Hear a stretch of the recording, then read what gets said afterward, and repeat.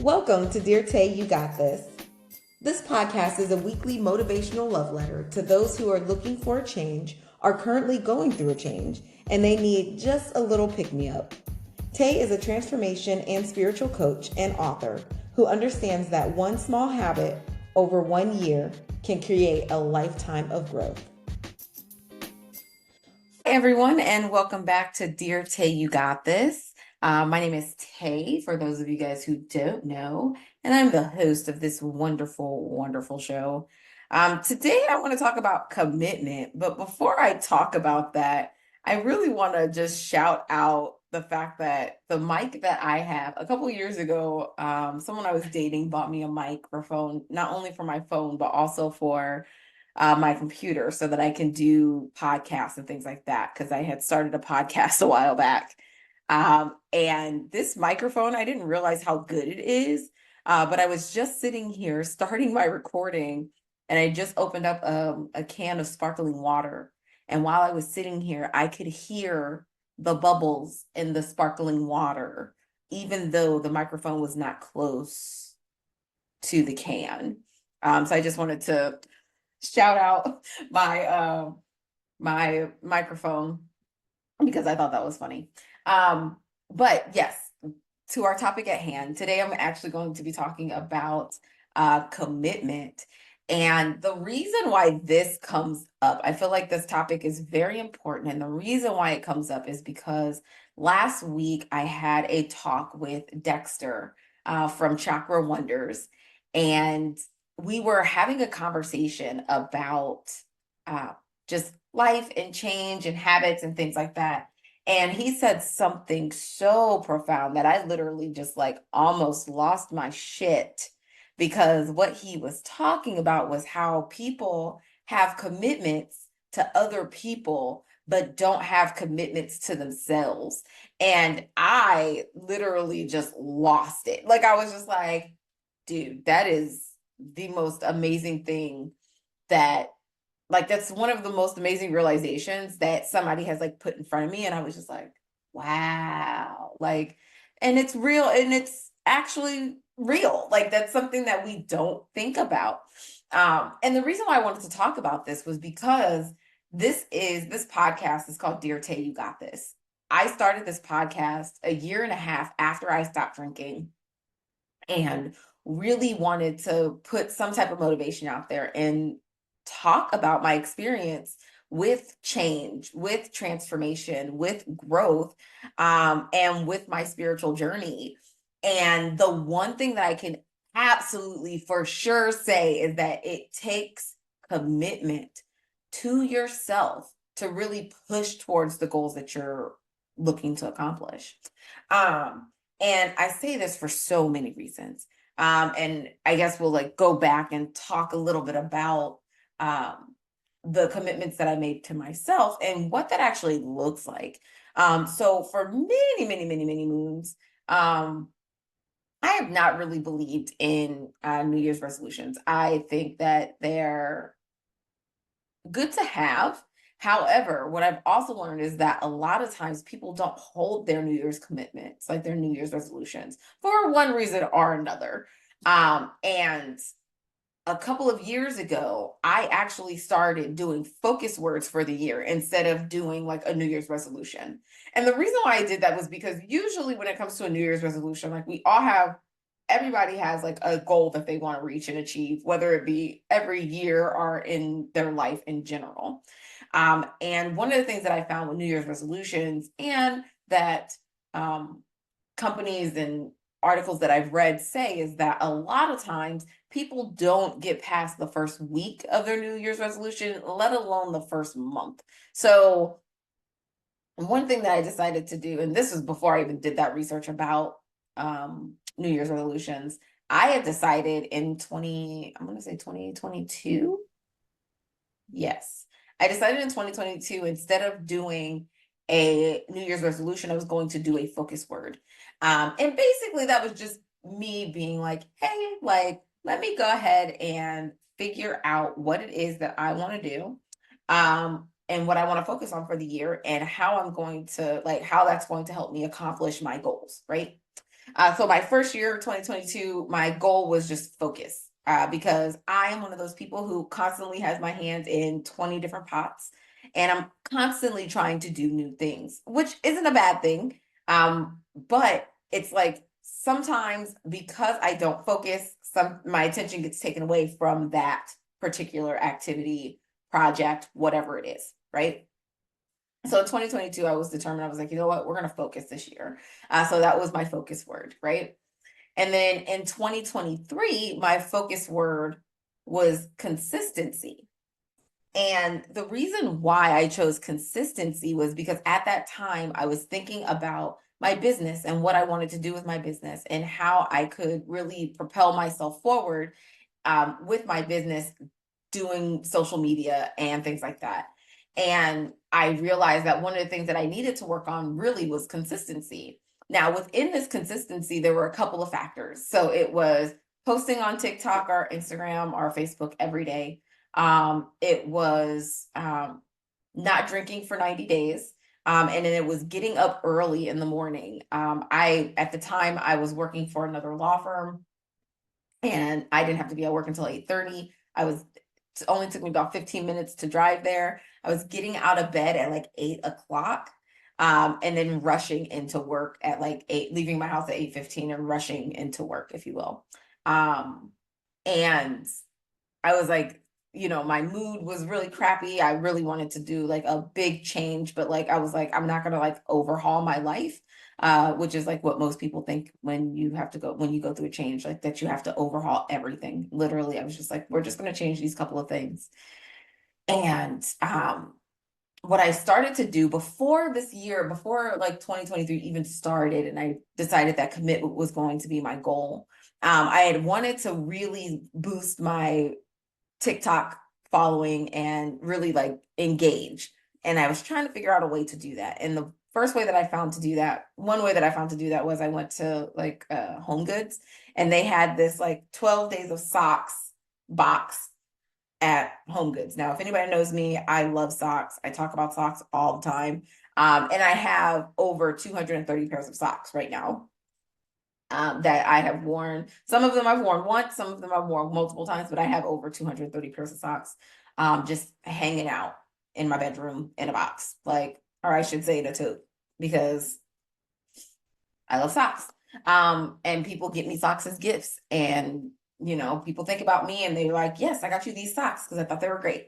Um, so I got this 12 days of socks box, and I decided that what I was going to do was every day for at least those 12 days, I was going to show socks, and then I was going to talk about something inspirational or something that I learned or something that I was doing or anything, something that went around my business. I opened up the box on whatever day, 12 days before Christmas. And I was doing sock videos. And I consistently did those every day. And it was funny because I had people who were like, hey, like, why don't you like do your videos in bulk? And I was like, well, when it comes down to the socks, like that's not the point. The point is for me to like put them on that day, do the socks, do a quick message, and then go on about my day, right? I figured that was probably going to be like a good use. For some reason, I was like, yes, that's a good use of my time. Weird. So what I would end up doing was that's exactly what I would end up doing. I would get up in the morning, I'd take a shower, I'd get on TikTok, because at this time I got up at 6 o'clock in the morning is what I started doing. And actually I didn't start that until the beginning of the year, but I was like, we're still going to do this like sock thing. So I'd get up a little bit earlier than what I was supposed to, my 8 o'clock time. I'd film a quick video and it'd be like, hey, I'm Tay. And this is day one of socks. And I would do something creative, like throw them into the screen or something like that. And then what I would do is I would say something inspirational, do some kind of quote, say a thought, talk about the chakras, something. And then at the end of the video, if they stayed long enough, at the end of the video, they would get to see my socks. And I did that. I had my socks as a hook for like 200 plus videos. And it was very interesting because I did start to see my TikTok grow because I was posting every day. I had people come on there and they're like, "Oh my gosh, I love your socks. I think these socks are great." Da, da, da, da, da, right? And that was really good. That was really cool, actually. I thought that was pretty sweet. And it was really nice. But what it did was it helped me really understand what my consistency looked like. Like I was committed to growing my TikTok following. Through that, in the course of, I want to say, I actually have the numbers somewhere and I don't have them right in front of me right now. But over the course of maybe 6 months or so, I had grew my following on Instagram, or not on Instagram, on TikTok, to over 1,000 followers. My goal was to get 1,000 followers so that I could go live, because just like my podcast, I just love to do longer form content. And I was like, yes, like that was my goal. Well, after I hit 1,000 and maybe a little bit over 1,000, I actually got my first client from TikTok for my Reiki services, which I thought was super cool. So I actually had like metrics to show me what it was that I could actually do if I was more consistent with posting on Instagram, Facebook, and TikTok, what that could look like in my business, which I thought was super cool. So when it came down to like the consistency portion, I started getting up every day at 6 a.m. Like I'd get up and just like take a shower, whether it be like a nice warm shower, whether it be like a luke cold shower. Like I was just like, I got to get up. And at 6 o'clock in the morning, I'd get up, I'd go meditate, and then I'd go and do something for my business, not just TikTok, but I'd go do something else for my business.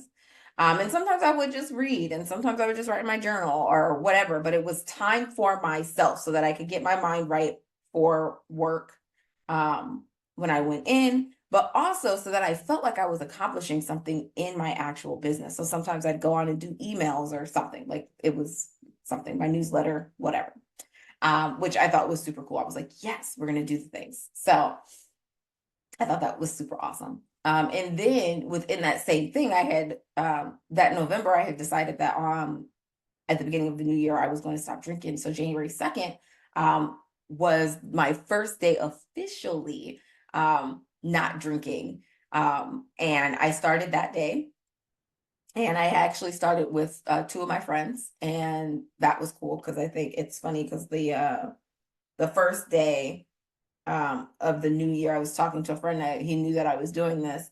And I was like, hey, what are you doing? He's like, yeah, I'm just, hanging out, drinking some wine, this and that, blah, blah, blah. And I was like, you know what? I'm going to drink with you. I was like, this is the last day that I can drink and have alcohol, because technically I had drank the night before and into that morning. So I was like, we're going to let this be the last day that I actually have a drink. And he was like, yeah, no, that sounds awesome. So I was like, I'm going to go get a bottle of wine and we're going to sit, we're going to chill, we're going to talk and whatever. And he was like, yeah, no, that sounds awesome. So that's exactly what we did. And that was the last drink that I had up until I accidentally had a drink in August, but that's neither here nor there.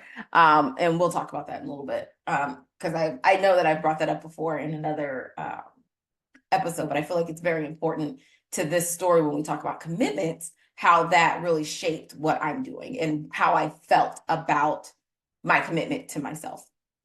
So it's so funny that we're talking about commitment, because at the end of the day, there's a lot of things that go into this. A lot of times we think about commitments as like prior engagements that we've scheduled with people, parties, dinners, things like that. And then we think about commitments in the sense of relationships and what that looks like with other people, and how you really think about what it is that you're giving to somebody else, whether it be your time, whether it be your attention, and how that really affects your life as a whole. And when me and Dexter were talking about commitment, I was just like, man, like that is super huge, because one of the things that I had to learn over time was really what commitment looks like to me. And how not only can someone else show me commitment, but how I show myself commitment. And I think a lot of times when we go through this healing journey, we often forget that the healing journey is for us. Even if you're not healing and you're just like trying to change something, we forget that changing that habit is for us. It's not for somebody else, it's for us. And I think a lot of times we kind of forget that, and then we start to like do things that we feel like other people would be okay with us doing, or like showing proving to somebody else that we can actually do something so that we can, continue that relationship, whatever it is or whatever. And I will say that it's not a bad thing to change yourself to make yourself better. Especially if you are finding that you are not the best version of yourself. It is not a bad idea to take inventory of who you are and what you're doing, and see how it is affecting other people, and then change it. Now, the thing that I will say is, and this is just a little caveat, is that oftentimes people change or decide that they're going to change a habit, or they decide that they're going to change themselves or start on a growing journey because of somebody else instead of for themselves. And what I will tell you is that every time you do something like that for someone else, it is not very often that it will last. And I say that because a lot of times when we're doing something for somebody else, it's kind of just like, oh, well, because they wanted me to change this aspect of myself, I will start, and I will start to do it. So I'll give you a good example of this. Before me and my ex-husband got married, I used to cook for myself all the time. And one of the things that I did was I ate spicy food. I still eat spicy food. A little less so, but I still eat spicy foods. And when I would cook, I would always put like hot pepper flakes in just about everything, in my corn, on my meat. I loved spicy food. So I would just put it in everything. And I remember when me and my ex-husband were dating, he came over to my house one day, and we were talking and stuff like that. And I had made dinner, and he had told me that he didn't like spicy food. And I was like, oh, okay. So what I would do is I would take the hot pepper flakes or whatever it was that was making food spicy. I would take that out of the regular cooking process. And then what I would do is just like put it on my own plate because I still enjoyed spicy food. So over the years, like it was kind of just like one of those things. Like it was just like, oh yeah, blah, blah, blah, blah, blah. Like, you don't like spicy food, I won't put spicy food or like spicy things inside the food, whatever. Like I still cooked, it was still good, it didn't matter.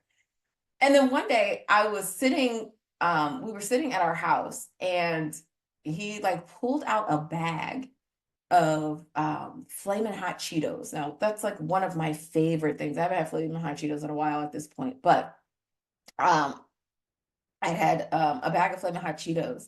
And he was like, oh, can I have one? And I was like, you don't like spicy food? And he was like, yeah, I do. And I was like, so why did you tell me that you didn't when I was cooking spicy foods? And he was like, oh, that was just so that, you didn't cook with spicy food or spices anymore, or whatever it was, like to make the food hot or something like that.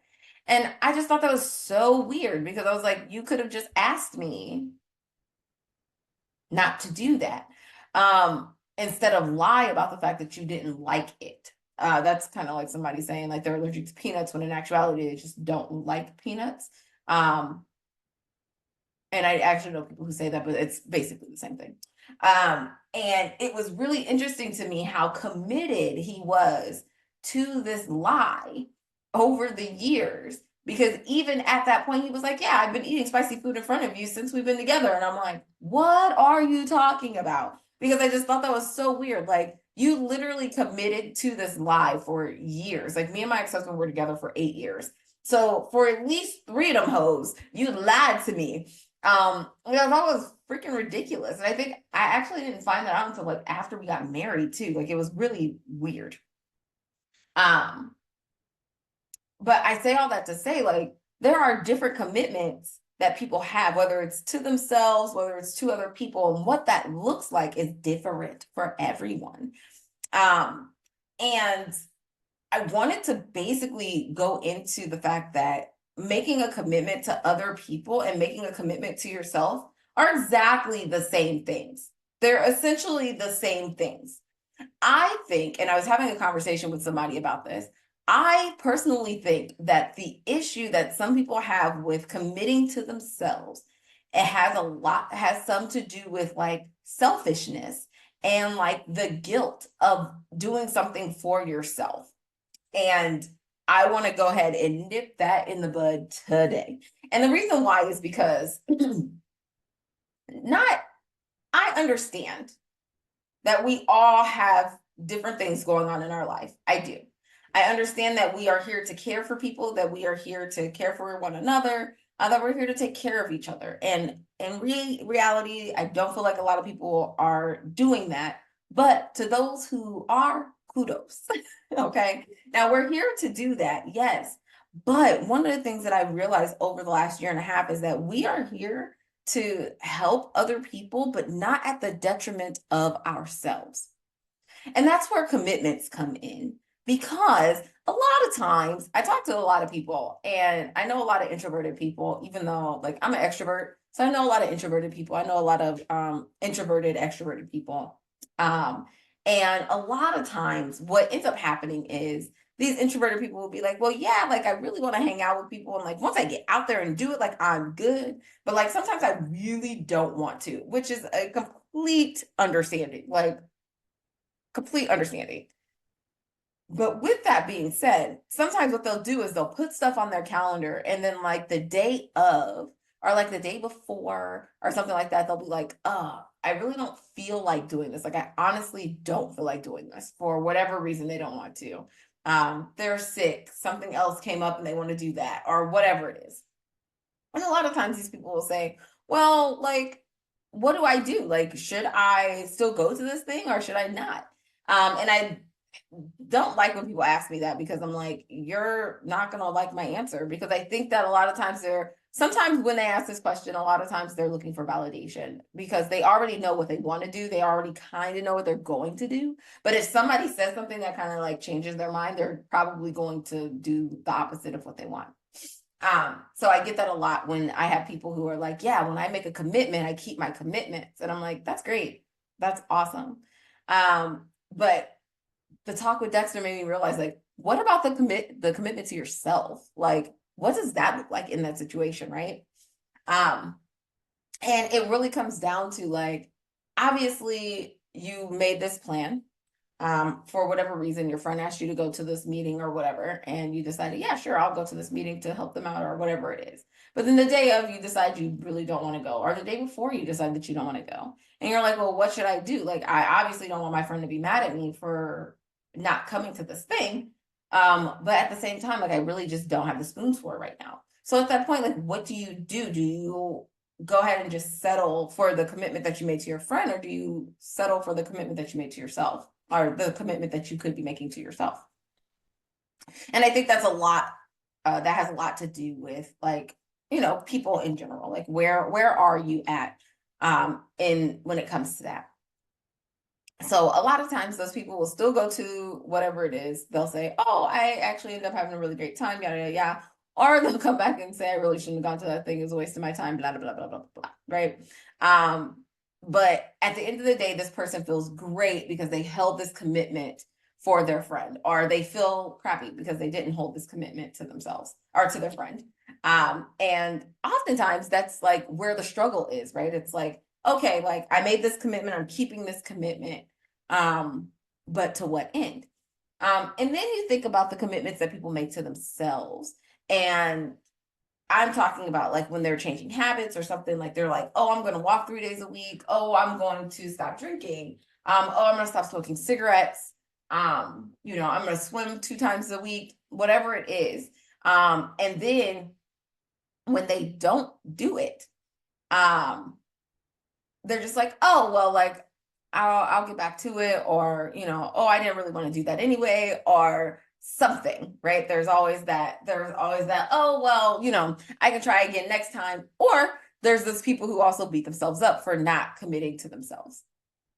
And it's really interesting when you think about the behaviors and the habits that we want to change and what that looks like for each individual person. But then also you are looking at like how this person actually feels about this particular commitment that they're making to themselves, which goes into the New Year's resolutions. At the beginning of each year, everybody makes New Year's resolutions. Somebody says, I want to lose 50 pounds this year for whatever it is. I have a 20-year school reunion coming up and I want to look nice for that. So in order for me to do that, I have to lose 50 pounds. Sure.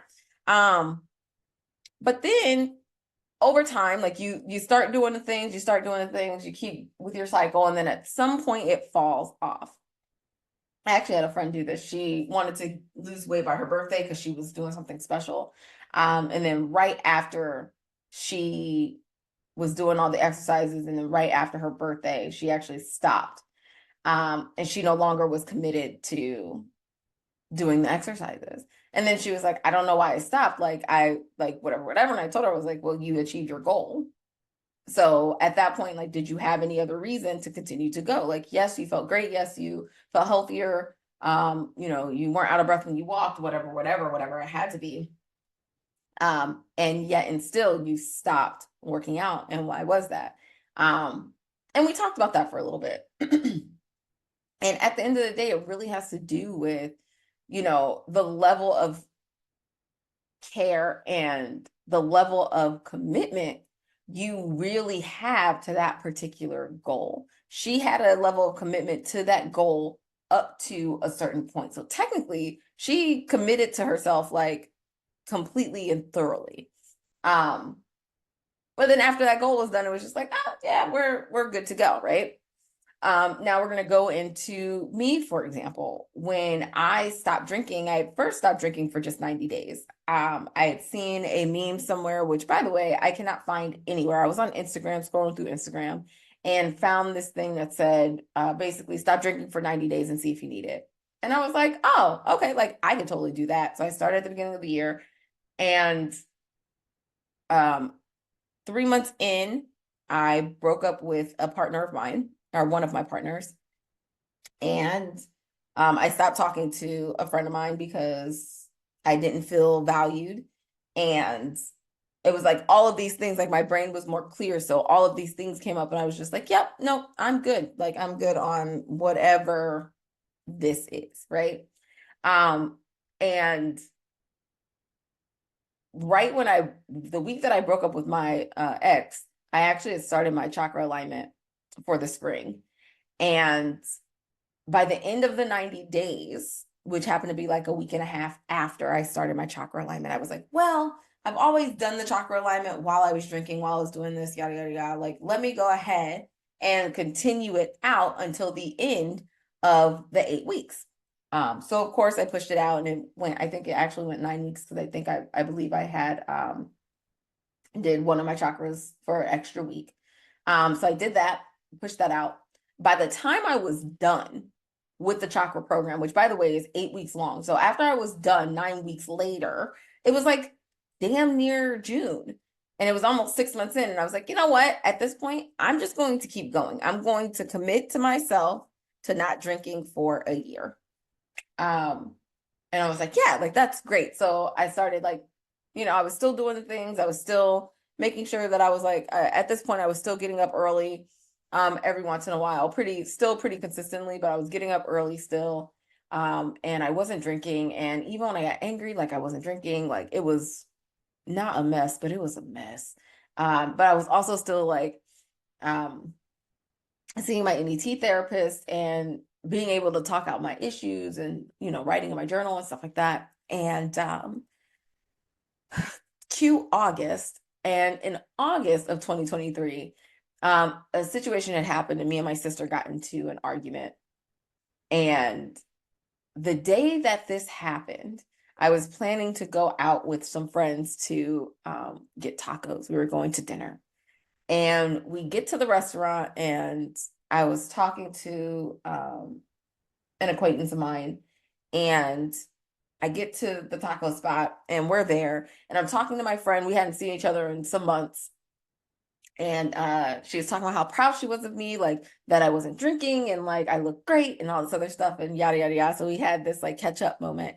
And she was like, you know what? Let me buy you a drink, whatever, whatever.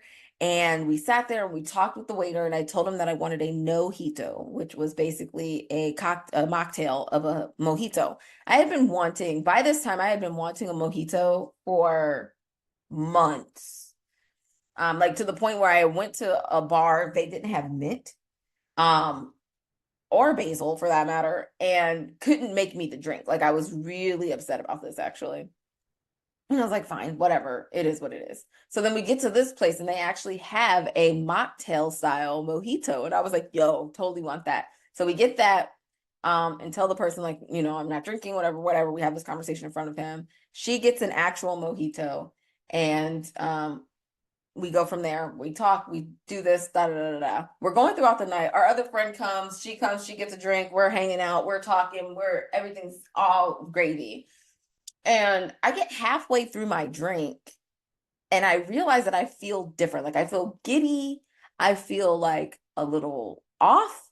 And I was like, I think this might be alcohol. So I asked my friend, I was like, does this smell like alcohol to you? And she smells it. She goes, no. But then I smelled hers and hers didn't smell like alcohol either. So like that really wasn't a great like comparison, right? Because what I should have done was ask the waiter. But I ended up drinking the rest of this drink. And we're like sitting there, we're talking, and we're getting ready to end our night. And what ends up happening is the waiter comes over, gives us all our bills. And on my bill was my drink, which was supposed to be on my friend's bill, which, by the way, it doesn't matter either way, but it was supposed to be on my friend's bill. And I looked at it and it said that it was an actual mojito. And I was like, I'm sorry. I said, you gave me an actual mojito, like a drink with alcohol in it. And he was like, yeah. And I was like, that's not what I asked for. And he was like, well, I don't, this and that, blah, blah, blah, like whatever his excuse was. And then my friend got upset because I started to cry. And I don't mean like, like little tears or anything, or just like whining. Like, no, no, no. Like I literally like started to bawl. I was like so hurt that I had had an alcoholic beverage. And after 8 months, I had been doing so well. And I actually like got up from the table. I went outside. I called my friend, and she was like, I was flipping out. She was like, what is going on? And I told her, she was like, girl, like, stop. Like, you're fine. It's one drink. You didn't intentionally, order that drink. That's not what you wanted. That's not what you intended to happen. Like, you're fine. Like, you have to give yourself some grace. And I was like, okay, whatever, whatever. So I got off the phone with her. I went back inside. And my friend was livid. And she goes in and she just like does all this stuff. Like honestly, like looking back at it, like it was funny.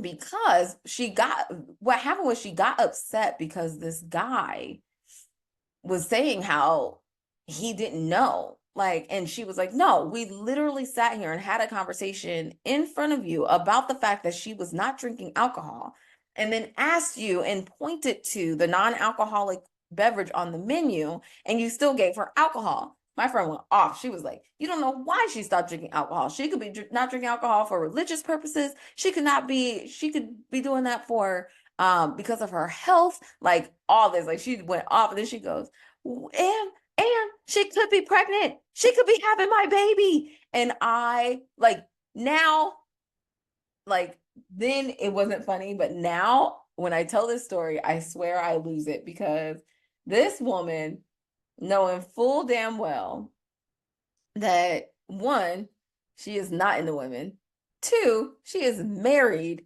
and three, I don't have a uterus. The fact that she said this to this man who had no idea now is completely laughable. Like it's so funny because like, where did you come up with that? But like she was so mad. Like she literally had just got through telling us a story about her husband and breaking his shoulder, and she was just so mad about that situation. And now you try to kill my friend by giving her alcohol, like you don't even know. So she was like, at the end of it all, she was just like, we're not paying for anything. She was like, we're not paying for shit. Get up and let's go. And it was so funny because me and my friend were kind of just like looking at her, and like looking at these people because we were just like, what just happened here?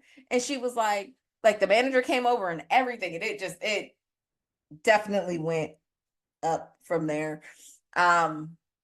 Temperatures were high, and she was like, yeah, no, we're not paying for anything. She was like, she looked at us, she said, get your stuff, we're leaving. And I was like, okay. And I like picked up my purse, my friend picked up her purse, and we just like walked out. I haven't been back since. Actually, no, that's not true. I have with mobile orders, but like I haven't been to physically sit back in that place since, because we need to give it time for, turnover. Because we just like walked out on our bill. Like that's not the first time that's happened, but in that particular situation, I was like, yeah, I don't need these people to remember who I am. So that was really interesting. But that made me realize how big of a commitment this whole not drinking alcohol really had been for me, and what I was really looking to accomplish. And I think that a lot of times people look at the commitments that they make to themselves, and I wouldn't say they don't take them seriously, but what they do is they make them way more lax than what it is if they were to, you know, not not proceed forward with a commitment that they had to a friend or a family member or something like that. And one of the things I want you to do is I want you to stop doing that immediately, because at the end of the day, you have to live with you. And anything that you commit, like one of the things that I've learned over the time of like going through this healing journey is that the more that you commit to yourself and show yourself that you can trust you, the more that you start to trust yourself in relationships, the more that you start to trust yourself in friendships, the more that you start to trust yourself in your job, and in the things that you do for people. Because at the end of the day, what you're doing is you're reinforcing the idea that you matter.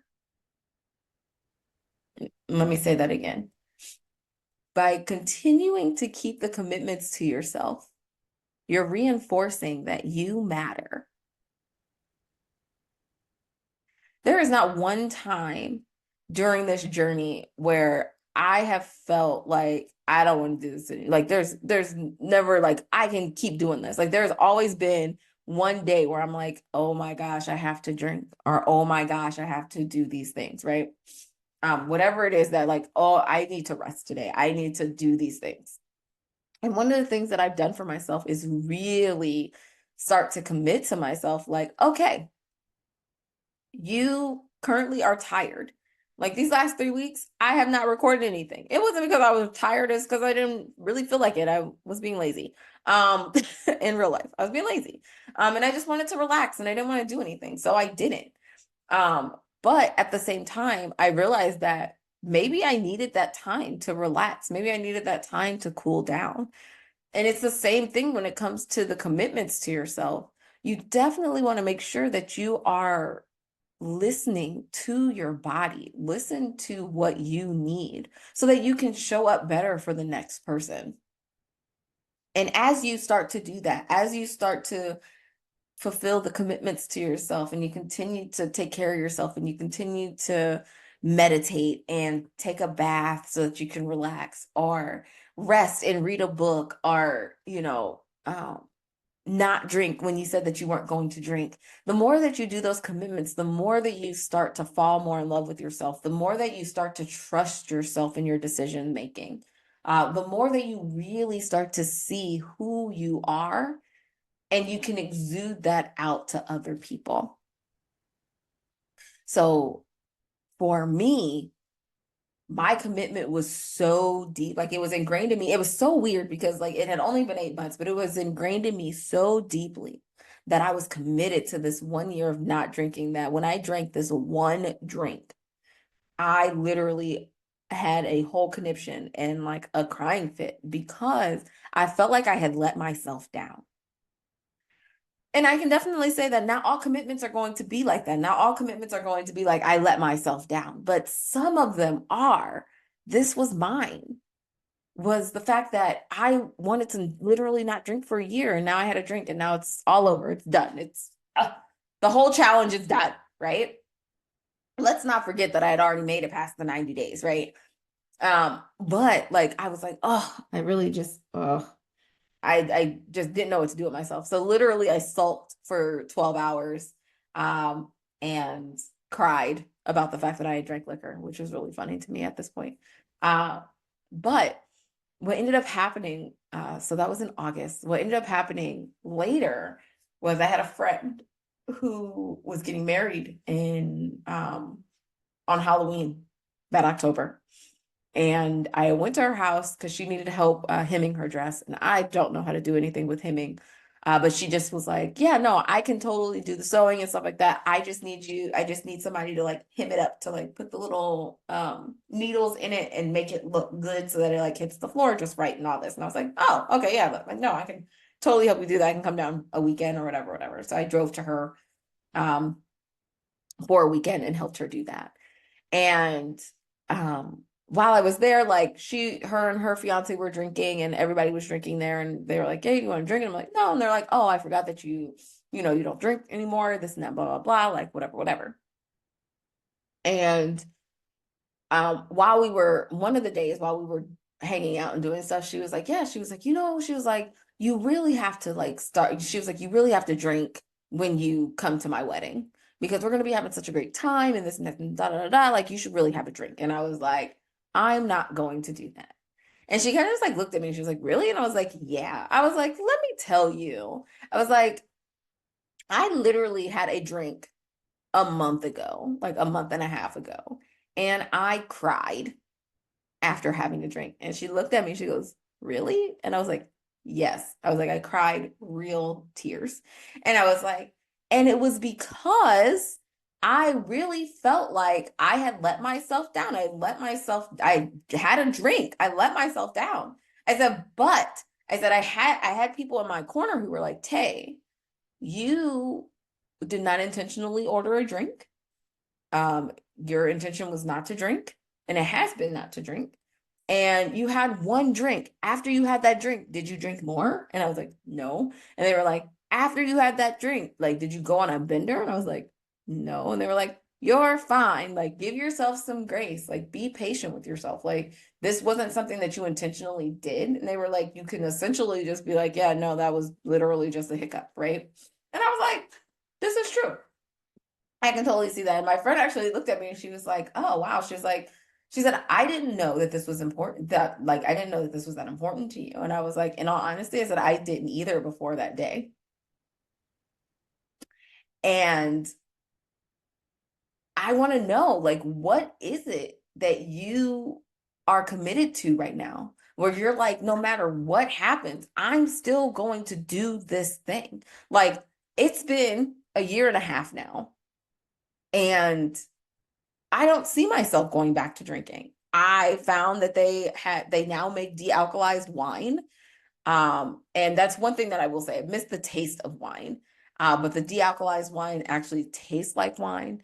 My best friend in Florida, actually, when I went to go visit her that September, we went to a non-alcoholic speakeasy where they had non-alcoholic spirits, but I had a margarita. And it was so great because I have people in my corner who are like, yeah, no, we can actually do things that don't require alcohol. Like, this is the same person, my friend in Florida is the same person that I went to Las Vegas with in March. And they may have had one drink the whole time that we were there. Not that they couldn't drink, but they also know, like, we're now, like, we're definitely older than we were when we first could have gone to Vegas and like went wild and crazy, right? But like, that wasn't the point of the trip. The point of the trip was to enjoy each other and have a good time. Like, but having a good time for us did not have to include drinking. And that was the thing. And not only that, most people didn't know why I stopped drinking to begin with. And for a lot of people, I think that that is also a big thing. Even when it came to my friend asking me to drink at her wedding, I was just like, no, I'm not going to do that. Like, I've committed this to myself. And one of the reasons why I actually stopped drinking was because I knew that I used it as an emotional, like, coping mechanism. Like, I used it as a coping mechanism. Every time something would go wrong in my life, I would just go drink. Anytime I was sad, I'd drink. Anytime I was angry, I'd drink. Like I just used it as a coping mechanism to get away from the things that I needed to handle. And I got tired of that shit. Like I was holding on to so much baggage. I was holding on to so much anger and guilt and sadness. Um, and I was like, I need to stop doing that. So when it came down to owning my commitments to myself, like that was something so serious to me. And I really want you guys to get serious about your commitments. Like, how many people out there can say truly right now that like you trust the decisions that you make in your life? And if you can, I want to applaud you. And if you can, and even if it's just like a little bit, even if you're like, well, sometimes, like, okay, that's great. How can we make it so that you can start to fully trust yourself? How can we make it so that you can make commitments to yourself that are going to make a huge impact on the way that you treat yourself, on the way that you look at yourself, on the way that you act, right? And that's really what making commitments to yourself is about. It is about understanding who you are so much and wanting to take care of your body. It's so funny that that just came up in my mind, like how people, I remember when I was younger, like I would listen to people say like, oh, you don't want to ruin your body at your temple. And in the sense that they were talking about, they were like, you don't want to get tattoos and like all of these things, right? Like you think about, you go back and you listen to that, like you're like, yeah, okay, like that's not as bad considering the amount of other things that we do with our bodies, like throw them off cliffs and skydive and do all these other things, right? Um, but you think about it, like your body is your temple. What is it that you can do to honor yourself on a daily basis? And it doesn't have to be something huge. Again, my thing was not drinking. And again, after a year and a half, like I will tell you, no, I haven't had gone out and had full on bingers. No, I haven't sat down and had a consistent drink for a week. But have I had that one drink that was accidentally given to me? Yes. Have I had friends who have had mixed drinks that I thought smelled good and I was like, ooh, I want to try that and took a sip? Yes. But at the same time, my commitment to myself is not going back to the emotional drinking that I was doing to begin with, to hide, to mask, to numb. And I'm asking, what is it that you are currently doing in your life to hide, to mask, to numb? That you're like, this is something that I've been telling myself that I want to not do anymore. If it's something that you need help with, get help for it. If it's something that you're like, yeah, no, I can definitely do that. It's just, I give in when I'm around people who do the things, whatever it is, right? Then stop hanging around those people. And I'm not telling you you don't have to, like, this is not something that I'm like, yeah, you gotta do this tomorrow. Like, you can sit back and think about it. Like, seriously, it took me a month and a half. From the time that I seen the meme about not drinking for 90 days to the time that I actually stopped drinking, it was like a month and a half. Okay. Because I knew that I wanted to continue to drink. But then what ended up happening was there were a lot more events that happened where I was like, yeah, no, this is going to be a good idea for me. Okay. And it's the same thing. You may be thinking like, oh, I really want to eat healthier. Great. What does that look like? Does that mean that you're going to have, one less ice cream bar a day? Does it mean that you're going to stop smoking 3 packs a day? Does that mean that you're going to add more vegetables into your diet and you're not going to change anything else but adding more vegetables? What does that look like? And start making the strides to actually do the things. Go buy more vegetables to put into your food to snack on. Buy one less pack of cigarettes and then don't, once you're out, you're out. When it came to me drinking, I literally just stopped drinking cold turkey. And it was because I knew for myself that that's what I needed to do in order to get over this emotional hump that I was in, this slump that was caused by me drinking. And I knew that I had to do it. And I was just like, I'm just going to stop drinking. Now, mind you, no, I wasn't an alcoholic. Did COVID make drinking alcohol worse? Yes. Because I'm an extrovert. I like people. And we were inside and not with people. And that really bothered me. So I drank more. There were times during COVID on the weekends where I would drink myself into a stupor and I would fall asleep on my couch. I missed phone calls. I missed video calls. I missed meetings. Like things like that happened. And I realized that, but I was more concerned about my mood and the way that I was treating other people and how I felt about me. And that was what solidified the commitment for me.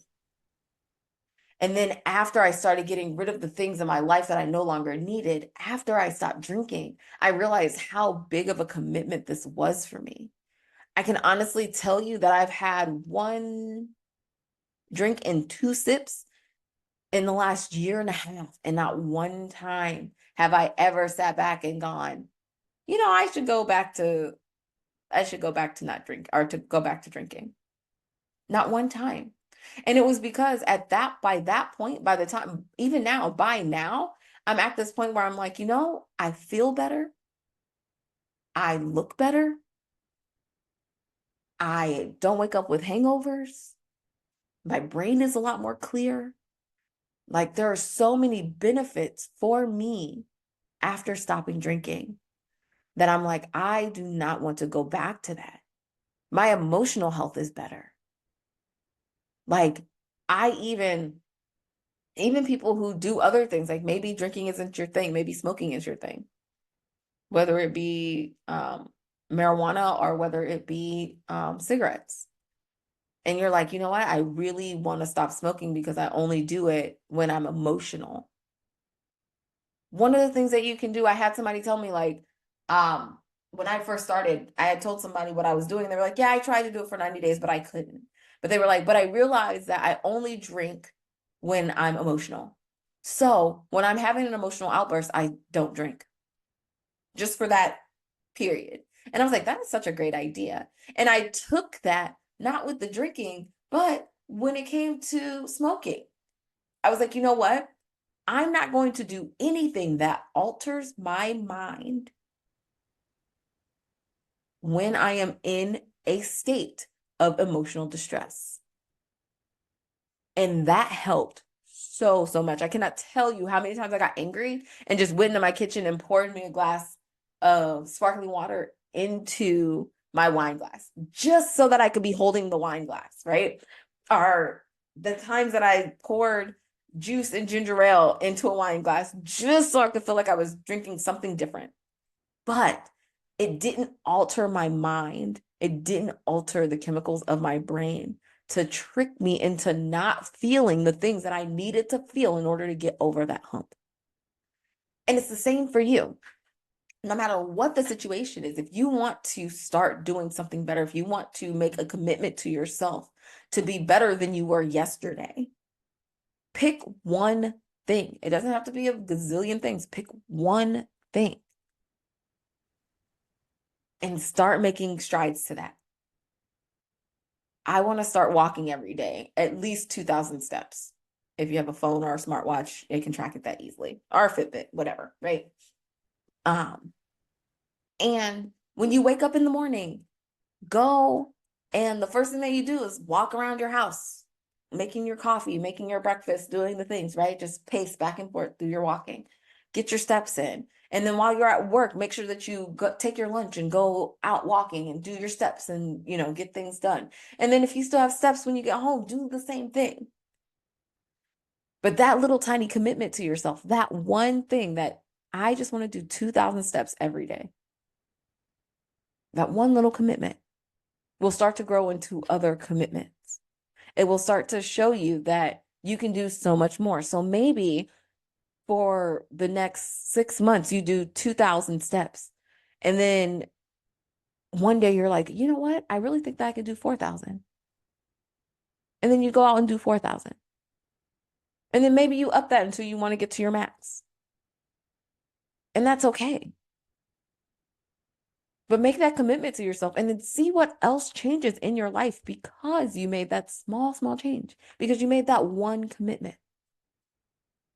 I think one of the things about New Year's resolutions, when it comes down to it, is that most people are trying to do too much too fast. And when it comes to making commitments to yourself, now, listen, I'm 37 now. there's only so much that I can do in a day, and there's only so much that I can do in this lifetime, right? But if I could do one thing in my life, the one thing that I'm striving for right now is just pure happiness. That's it. I want to be joyful. I want things in my life to be enjoyable. I want to feel fulfilled on a daily basis. And that was the goal of this year. Like my focus word for 2024 was fulfillment. It's really finding myself and understanding who I am to my core. What do I like to do? Not what does everybody else like to do with me, or what do I like to do with everybody else? No, what do I like to do? If I could pick one thing that I could do today that I enjoy and that it mattered not if people were there or anything, what would it be? And that's what you should ask yourself. If there was one thing that I could do today that would make me happy, what would it be? It could be reading a book. It could be painting. It could be drawing stick figures. It could be playing hangman. It could be laying out on your lawn reading a book. Like whatever it is, what is it? And then what I want you to do is I want you to commit to yourself to go do it. Whether it be today or within the next 7 days. I want you to commit to yourself. And I want you to find something every day or each week or once a month that you're going to commit to yourself so that you can start to rebuild that trust in yourself, so that you can start to understand who you are, so that you can find yourself again, so you can play. Hi, Tigress. Because in reality, that's really what this life is about. It's about creating happiness. It's about creating joy. It's about being able to play. Everybody always says life is too short. And in all honesty, it is. We are losing people every day, whether it be people in our personal lives, whether it be people in our friends' lives, whether it be people in our associates' lives, whether it be celebrities. Like we are losing people every day. And when you see that happen, what is your first thought? Of course, your first thought is my heart goes out to that person, or, I feel really bad that that happened. Your next thought should be, what am I going to do to make today better than it was yesterday? That way, as you start creating memories, as you start creating things for yourself, you have a bank of information to go back to when you are having those days where you're feeling down. And you're like, yeah, I did that. Sometimes I think about that, like how me and my friend went to Vegas and we went ziplining across Fremont Street. Like that was so great. And sometimes I think about that. Sometimes I think about the time that I went to Kings Island with my best friend, with one of my best friends, like a million years ago. And they talked me into going on the drop zone. And I hated it. I hated every second of it. But she convinced me, even after I had ridden this ride and said I didn't want to get on it. But I had such a great time. Such a great time. And that's the thing. Like, think about the things that you want to do for yourself. Think about the things that you want to commit to yourself. And again, it doesn't have to be every day. It could be every week. It could be once a month. Anything. Commit to something and see how you feel over time. I want to thank you so much for listening to Dear Tay, You Got This today. And as always, we're going to go into our Trinity. And our Trinity is basically what you're going to do is you're going to brag about yourself. You're going to brag about yourself. What is something that you can brag about? Then you're going to talk about something that you are grateful for. And then you're going to talk about your desire. And today, for my brag, it's so funny. I wrote this down beforehand because I realized that you guys are probably going to hear some of the same brags. And that's okay. And I would love for you, love for you to either call or text my text line and my voicemail line at 330-552-7234 and tell me about your brags, what you're grateful for, and what your desire is so that I can share them with the world. I would love to hear other people's Trinity and be able to share that positivity with the world. So my first thing, what I'm going to brag about is that I have been in short films. I did a voiceover for a commercial, and I am also featured on a CDC website. Now, being featured on the CDC website, and this is for the Center of Disease Control and Prevention, um, I shouldn't be proud of that, but it was about how I got the corneal ulcer in my left eye from my contacts, and they like pay for everything. They flew me out to Atlanta. I did some filming in this nice, beautiful house. And then the next day they Ubered me over to another like a studio where I got to like do an interview, and they interchanged that interview in with the video and things like that. Like it was actually pretty cool. My ex-husband was a videographer. And I remember when we first started dating, he was talking about doing a short film called XY Chromosome. And it was basically a fighting, like an action fighting sequence where this guy and this girl who are talking get into a fight about who's better, the women or men, basically. And it was very interesting. And I actually got to like first of all, it's not the greatest acting alive. But I got to like practice every other day with doing like fight moves and martial arts and things like that. It was actually really, really cool. And the voiceover commercial was actually for Planned Parenthood. Was it Planned Parenthood? No, no, no. It was for Obamacare when it first started. And I had like went through the process myself and this and that, blah, blah, blah. And I had actually went on to Instagram. Somebody had posted something on Instagram through Planned Parenthood, and I had mentioned that I had done this, and they were like, "Hey, would you record this little voiceover of you like giving your testimonial?" And I was like, "Sure." And it just so happened that that particular testimonial was played on, I think it was Pandora at the time. And a friend of mine sent me a message. He was like, "Hey, is this you?" And like sent me a picture of the screenshot because it was like me and my like a picture of me and my testimonial. And I was like, holy shit, like yes, that's totally me. And I thought that was actually really cool. So yeah, I did a little bit of that. Did it ever come of anything? No. But because of one of the short films that I was in actually won an award, I'm actually on IMDb as well. So you can actually, if you go on IMDb and type in Tay Youngblood, you'll actually find me, which I think is also really freaking cool. And again, no, nothing has ever come of it, but I thought it was cool to share. So I was going to brag about that today. Um, One thing that I'm grateful for, you know what, I'm grateful for a lot of things. And today I'm going to say that I'm grateful for love. Um, the one thing that I will say about love is that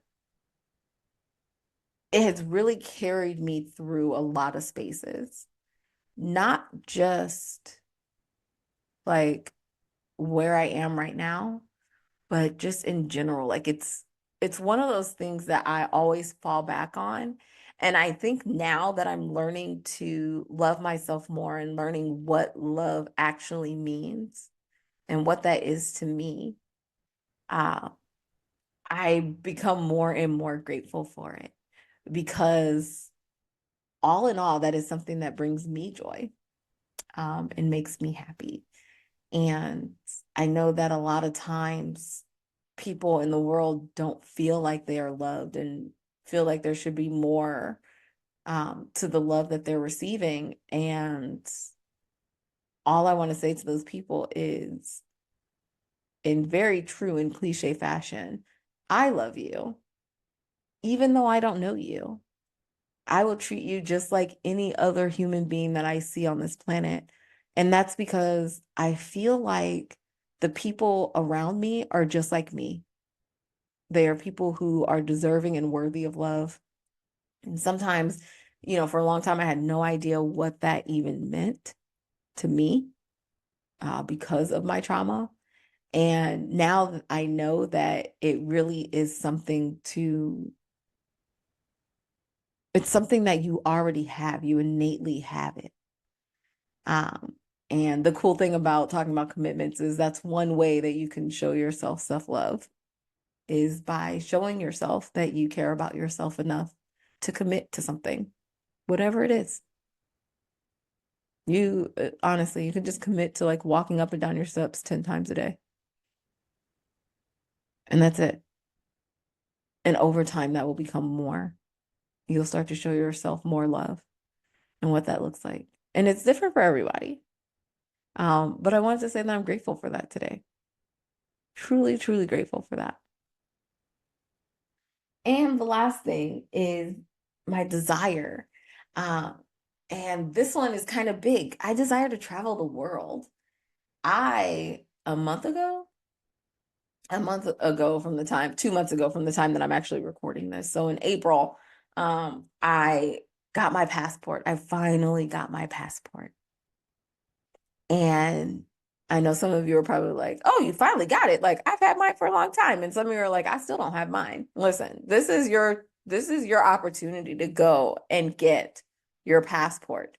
And I say that because the reason why I didn't get my passport was because my ex-husband was talking about how because he was behind in child support, how he probably wasn't going to be able to get a passport. And I was just like, you know what? I don't want to leave you behind. So I'm not going to get my passport. BT dubs, that was the dumbest thing that I had ever done. Because I could have been so many places by now. But in reality, like I literally stopped myself from doing something that would have been probably beneficial for me to do earlier on in life. I didn't do it because I felt like my ex-husband wasn't going to be able to do the things with me.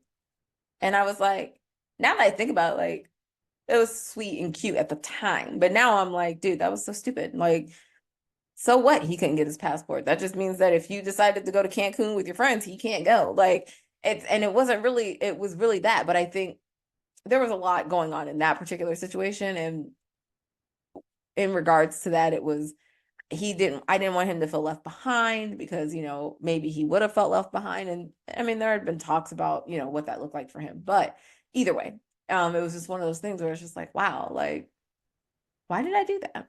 I don't know why I did that, but it is what it is. I'm personally not going to complain about it because I now have it and now I can actually travel the world. And I do have a few places that I want to go. I just, the first place that I want to go is Spain. I want to go to Spain. It's always been a desire of mine to go to Spain and just go all over Europe and do all the things. So when I find the time, definitely probably look as an adult going to go do a backpacking trip over Europe because why not? The other thing that I found out from my boss is that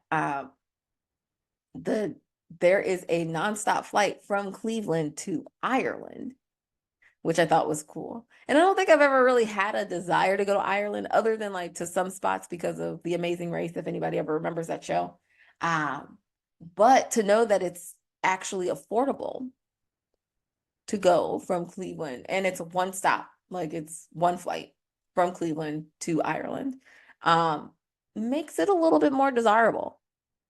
And last place, most recently, people have been talking about going to Iceland. I have no idea what's in Iceland, but I feel like it sounds cool, so I might end up doing that too. But that is it. That is my Trinity. I hope that you guys have a wonderful rest of your week. Please, please, please share this episode if you feel like it could help somebody or if you really enjoyed it. Share it with somebody else. And then also, if you want to share your stories, if you want to share your Trinity, or if you have questions for me that you would like me to answer on the show, go ahead and just give me a call at 330-552-7234. You can also text that number. Go ahead and call, leave a message, and let me know what your questions are, what your Trinity is, and I will answer them on the show. Thank you so much for listening, and I hope to see you next week.